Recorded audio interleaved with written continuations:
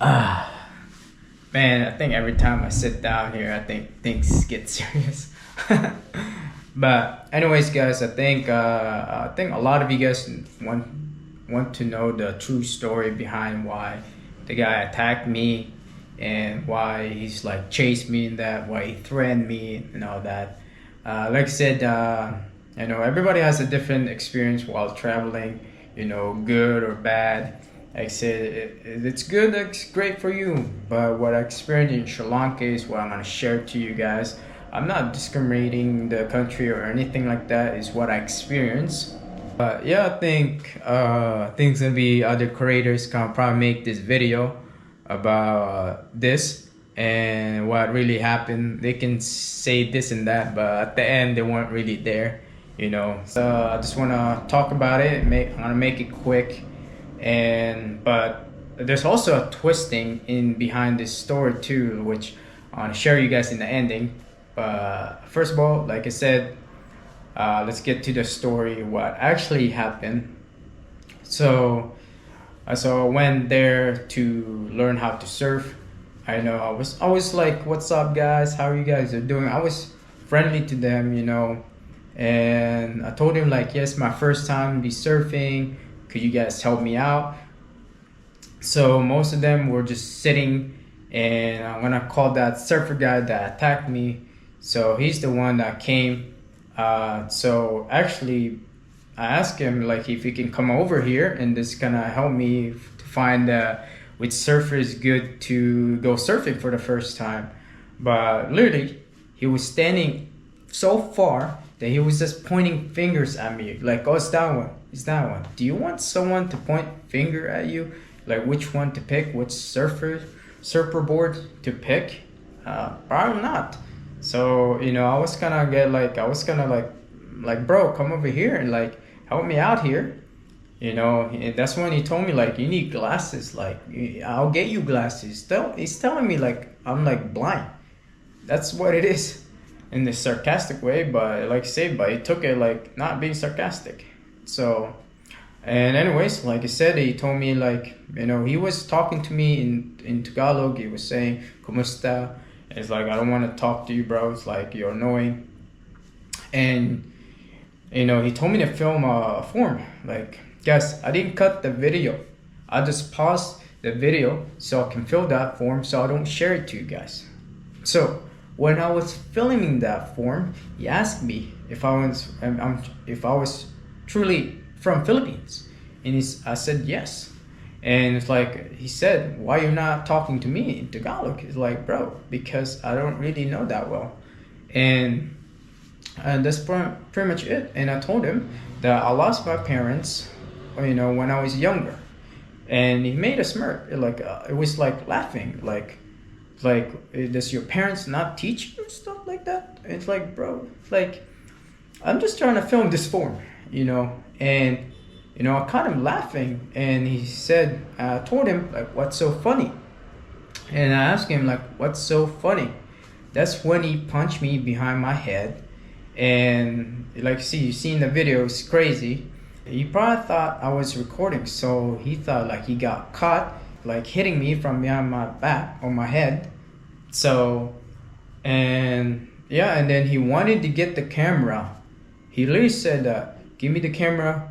Like, I told him no. I said, "Don't touch my stuff."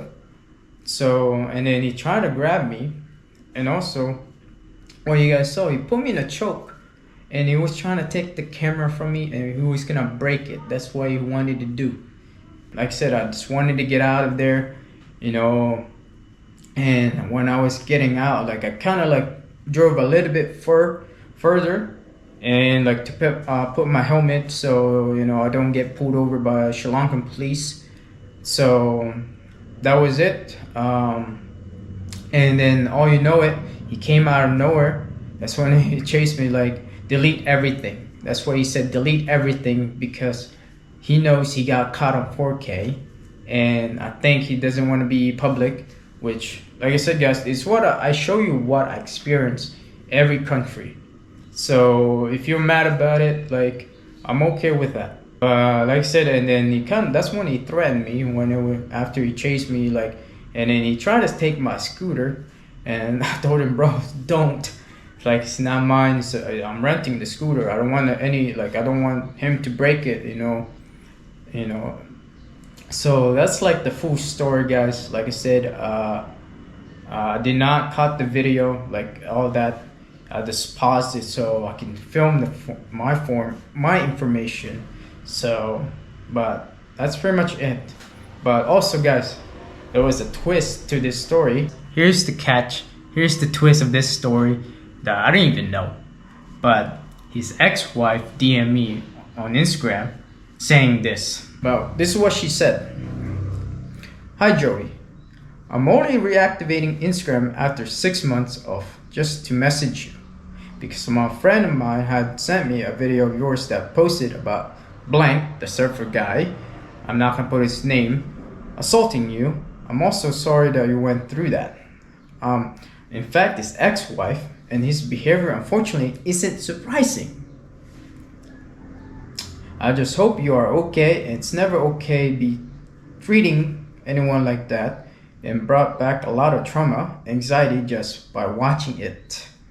I recently allowed the video calls from him to my daughter, but after seeing that, I feel like I need to change my decision.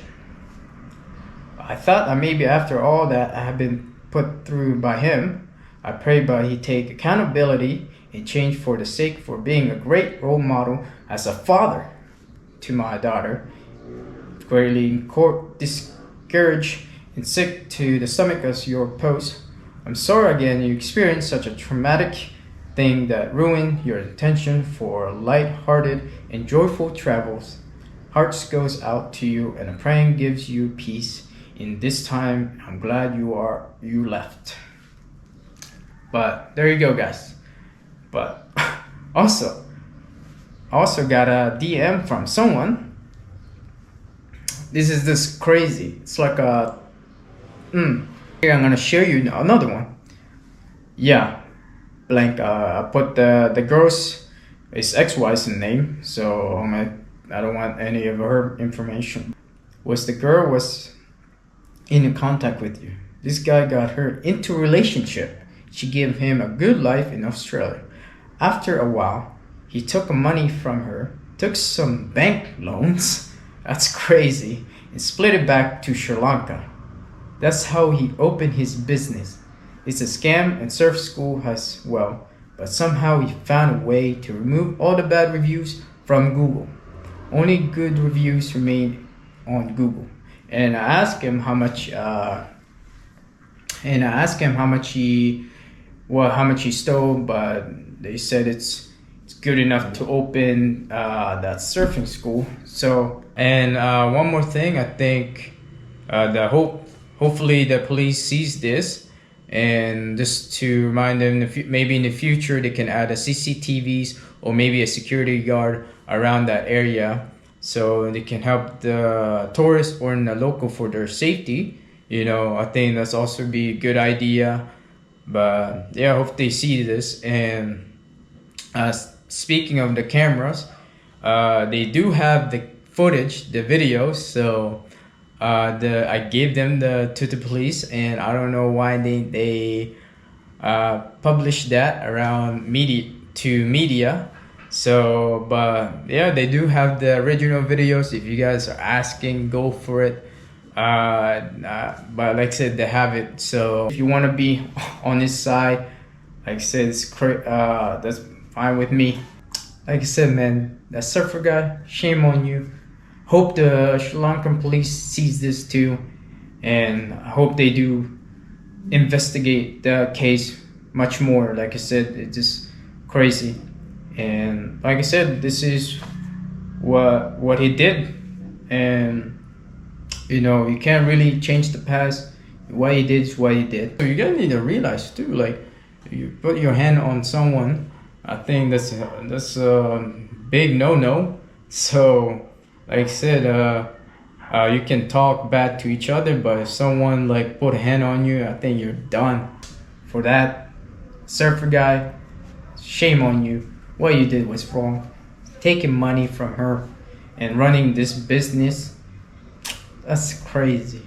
Hope everybody sees this, and the police hope they investigate this more further. So this is wrong of him, and it's just like crazy to think about what he did, and hope like police can take action with this guy more further. I want to hear from him too, and I hope he sees this.